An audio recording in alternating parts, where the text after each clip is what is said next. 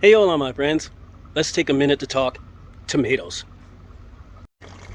Plump, juicy, sweet, incredibly sweet if grown right, and absolutely 100% a fruit, not a vegetable. It's the tender, delicious, sweet, juicy tomato. You guys ready to dig in? Many people believe that these beautiful, delicious little fruits came from Italy because they're famous for sauce, but no, not indeed. Until the Americas were quote unquote discovered, the Western world had no idea that these were a thing. Well, how do we know when to pick these beauties? Do we pick them when they're green? If we pick them when they're green, will they ripen on a counter? Do we pick them when they're hard like this, or do we wait until they're like turning red or orange and until they're soft? It can get so confusing. Who's the one to tell us? Who can tell us the correct time to pick a tomato? I'm so confused.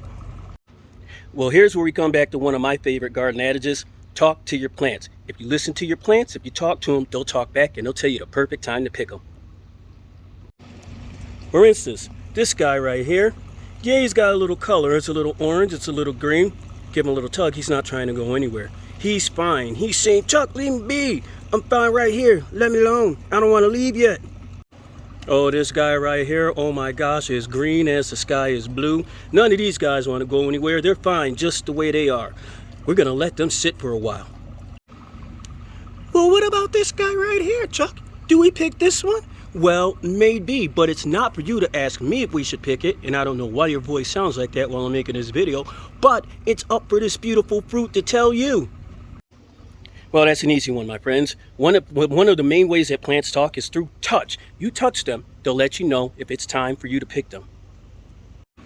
Let's look at this guy right here. Nice ripe color, but without even trying to pull, let's give a little. Boom. He's ready. He's ready to go. Look at that.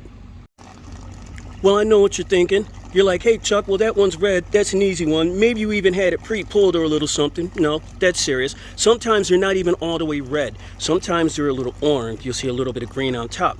So here's a cue for you guys. Here's a little tip. See how that just right off? It's ready. It's done. It's not going to get any larger. The flavor is not going to increase anymore. As a matter of fact, if you leave it on here, the more orange and red that pops up, the more susceptible it's going to be to what? Pests, birds, things of that nature, little animals, little creatures, to where if they did bite from this, ooh, it wouldn't be too safe for you to eat from it.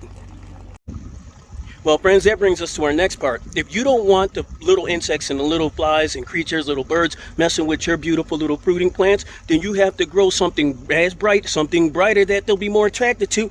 Boom, boom, pollinators. That's right, my friends. At TWG Garden and Sustainable Gardening Practices, we grow pollinators, natural pest receivers, natural plants that will attract the pests. Did you know that goldfinches and tufted titmice, they are actually attracted to the leaves on the sunflower plant, and they're going to come back for the seeds after? That's pretty cool, huh? Now, I'll be honest with you. I'm not too insanely crazy about knowing that about the sunflower, although it's great information. But look at how they're leaving the tomatoes alone. And that's what excites me. And I'll be honest with you. Let's keep it 100. Sunflowers are freaking awesome. Look at how beautiful that thing is. Well, this guy looks like an in-betweenie right here. What's this one going to be? This going to be a pluck it or a nuff it? Let's see. Little tug. Nope. He's good. Literally, that little bit of pressure tells me that that's great. But I can also tell you this. Tomorrow morning, he's going to be ready to go. And a lot of these plants, these fruit that you see, like the ones that I already took, that I pulled, that were ready to go home and ready to be just enjoyed and devoured by my family, they weren't exactly this color this morning. Throughout the day, I come out here and I talk to the plants and I can see the color changes. They let me know because just like us, they have a growth cycle, just like every living creature. And when you tap into their growth cycle, it is amazing the connection that you have and that you can create with your plants. So now we're inside and we're going to take those 2 tomatoes that we just pulled and we're going to put them into the appropriate place on our finishing tray. So I think these guys would go here according to color. Now, here's what's cool about the finishing tray. You guys see all of these beautiful tomatoes right here? Nothing in this tray is more than 48 hours old. That's right.